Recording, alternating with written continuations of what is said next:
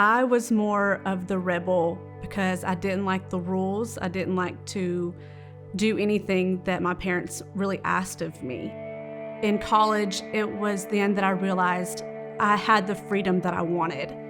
Partying and staying out got me into a lot of trouble. I found myself pregnant at 18. I ended up moving back home to my parents' house, and I had my oldest daughter, Aubrey, at 19. The rebellion was just a cycle at this point. I was still trying to live the life of the party life, and I found myself pregnant again at the age of 23. To have to go back and tell my parents that I was pregnant again, I felt the lowest I have ever felt. I felt shame. I felt alone. I felt like I wasn't worth being saved. I wasn't worth even trying to be redeemed. I truly believed my kids were better off without me.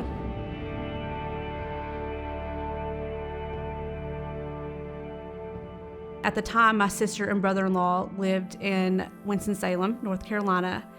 They were always encouraging me to pack up and have a new start. And part of me stayed in Alabama for so long because I knew what kind of lifestyle that Kelsey and Zach lived. And I knew it was complete opposite of mine. I knew I needed a new start, so I decided to move. Kelsey and Zach were nice enough to let the girls and I live with them for a couple of months. I didn't want them to judge me for not waking up and going to church. So I decided to go. Since coming to two cities, I have met people with similar testimonies. I have found a community group that has welcomed me and my girls with open arms. Their testimonies had partying in them too. Their testimonies, they felt alone. Everyone had had their own rock bottom. We were all sinners. We were all lost at one point. But because of God's grace, we've all been saved.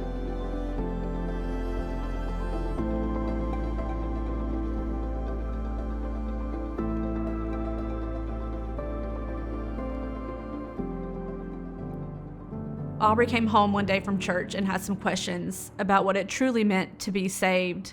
And Aubrey made the decision to accept the Lord into her heart and get saved, which ultimately led to being baptized. For my girls, coming from a broken home, I never thought that that would be possible. God's grace did it all. The fact that God would show me grace even through my failures. God can take your worst mistakes and make them something beautiful. You won't find hope and peace in the party lifestyle. You won't find hope and peace in the hookup, shack up, breakup.